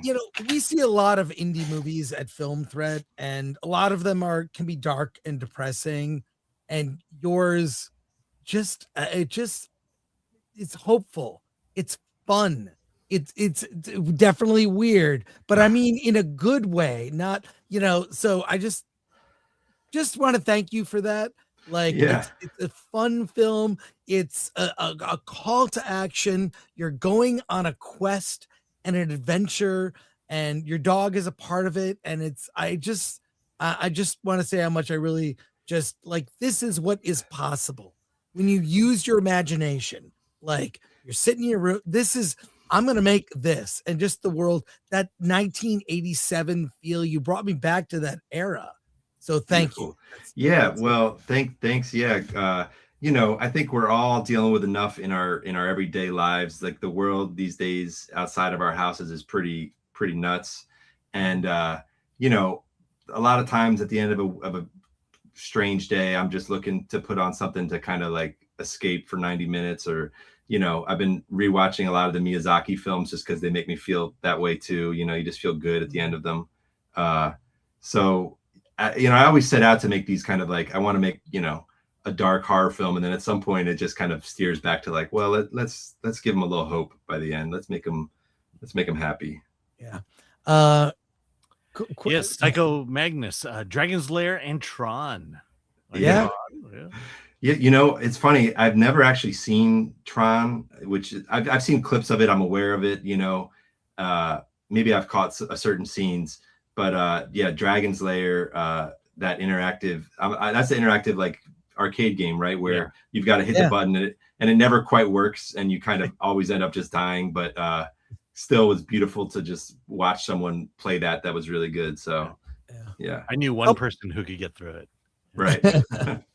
Christopher Moonlight Productions. I just love the spirit of this so much. I want to know what the audience were like and who saw the screening. It seemed so engaging. Yeah, we've had great audiences, and I love all the festivals we play at just to hang out afterwards, because inevitably a lot of people come up and talk to you, and I've noticed a kind of a pattern with who's coming up. They're either people my kind of same age who grew up playing these old computer games, or they're young students or early 20s who are growing up in this screen era, and yeah, you know, it's the kind of movie I understand 100% that it's not for everybody, but the people that it is for, I think, really respond enthusiastically and want to come up and just, you know, nerd out a little bit and ask questions about, you know, the VFX and you know, just ask me what my favorite video game is, that kind of stuff. So yeah, audience has been great, and I've loved showing it. And where did the name Obex come from? Did you just pop into your head? Oh, it popped into my friend's head. So about 20 years ago, my friend sent me an email. He's like, I had a dream last night. You and I were walking in like a post-apocalyptic town, and we picked up a newspaper in like a trash can, and at the top of the newspaper it said Obex. And so I looked it up. You know, I read his email and I looked it up, and the word was Latin for barrier, which I thought was cool. And then it's also another meaning is it's like a part of your brain, very, very deep in your brainstem. So I was like, this word has power. This is like barrier. And it just, you know, when I was trying to think of the name of the game for the movie, all these old games, there was this one Nintendo game I loved called Xexyz, Xexyz, which is just a strange, you know, I love that platformer. But they just had these interesting names with like X's and, you know, the kind of game where you just would hear that name and you're like, I want to play that. So I wanted it to be like something like that, where it's just like Obex. And then the meaning with my friend. And then my friend actually ended up doing the voice of Ixaroth, the demon in the movie, the one who had the dream. So it was kind of nice to come full circle with that. And also, the fork had been taken. So, a good final question right here. From the nerd far away, hail, Mr. Birney. What would you like to do next? Yeah, well, always have multiple kind of projects in various stages of pre-production and production. And currently, I've been animating this series called Tux and Fanny. It's like this little pixel art people, and I've done 2 feature films with them, and I'm working on the 3rd one now. And it's kind of it's the project I can do just by myself, sitting here at the computer, when all the other bigger projects are in various stages of, you know, fundraising or casting. So yeah, Tux and Fanny 3 is what I'm kind of, that might be the next thing. But yeah, there's also dreams of doing a sequel to Obex 17 years after the first one. So it'd take place in 2004. And actually wait, you know, 17 years. So I'm older. And so yeah, check back in. I guess at this point it's going to be about, I don't know, 14 years from now, but yeah. You please do that. Call it Obex Legacy. And just, you can, I'm telling, we just saw a movie you might be aware of called Nirvana, the show, the band, the movie. Yes, I haven't seen it yet, but I'm looking forward to it. You need to see it. That movie, 17-year gap from when they started to later they finished it. Incredible. There's a reason why. Don't look up anything about it. Go see it. That movie's like a magic trick. Just think Back to the Future 2. Oh, love it. No, it's I know a little bit about it, and yeah, I'm definitely gonna check that out. There's something so beautiful about seeing time pass, you know, like boyhood, and it's just it's incredible. So yeah, Obex, Obex Legacy coming in 14 years, and the only thing I need to do is make sure I can I have to find computers from 2004. That's what I'm gonna start looking for. So those will be Wait, that'll be in 2040. Yeah, I guess that's or no, it'll be 2037, because the cicadas were 2021. So if we're doing 17, 17 from there. So yeah, the end of the 2030s, somewhere in there. But you know, with Obex taking so long, we'll have to start it a couple years before and you know, start piecing it together. Now, where can people? The movie is out on VOD. Is that right? That's right. Yep. All the usual spots, and the Blu-ray is available from the Oscilloscope website for pre-order, and that's got a ton of bonus features and deleted scenes and commentary and short films and all the goodies. Yeah. And the VHS is coming. Yeah. Oh, the movie got a great review on Film Threat. I don't know if you saw it, but oh, beautiful. Yeah, I think high praise. Great. What is it? Oh yeah, that's right. You and your dog. Yeah. Yeah, no, I love Film Thread, and love what you all are doing, and an honor to be talking to you, and honored to get reviewed up there. So thank you. congrats again, Albert. Thank you so much. Talk to us in 14 years when the movie comes out. Perfect. Yeah, I'll see y'all then. Oh, love it. Have a great rest of your day. Can't wait for the VHS. I'm gonna hold out. Cool. Coming soon. Take care, Albert. Later. Take care. Bye.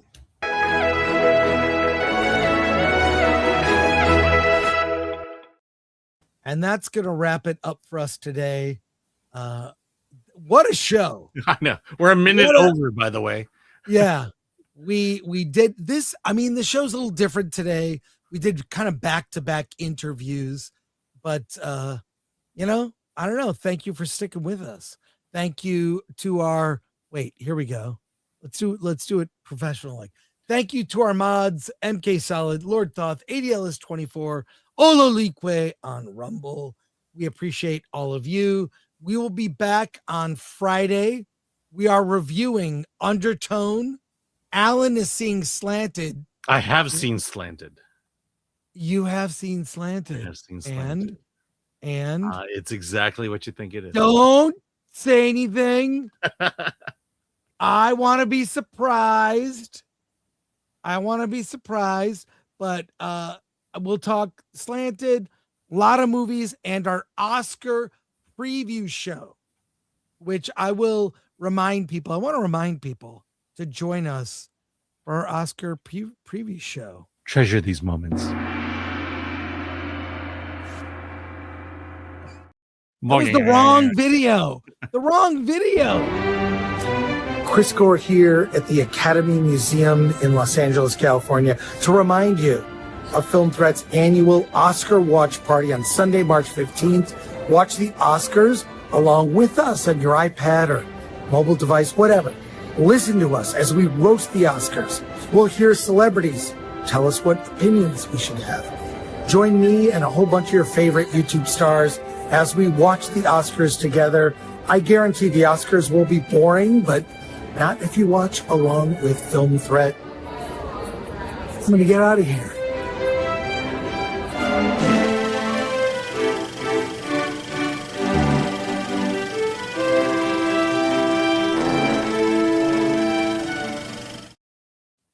That's going to be at, I think we start at 3 or 4 o'clock. Yeah. I have to find out. It is the most fun night of the year.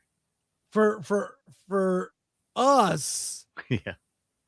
Not for the rest of the world. Hanging out. Yeah, I'm not sure about I'm not really super inspired. Yeah. This time. But we will have fun together. We will have fun. And Gary from Nerdrotic confirms he'll be there the entire time. Do you know why? To make up for all the times you didn't invite him. No. Because he has to watch the Oscars because he's going to be on Piers Morgan. Oh, okay. So he has to watch all the Best Picture nominees, and he will be at our Oscar watch party along with Robert Meyer Burnett, Dante James, among others. It's going to be fun. But please hang out with us Friday for Alan's Slanted review.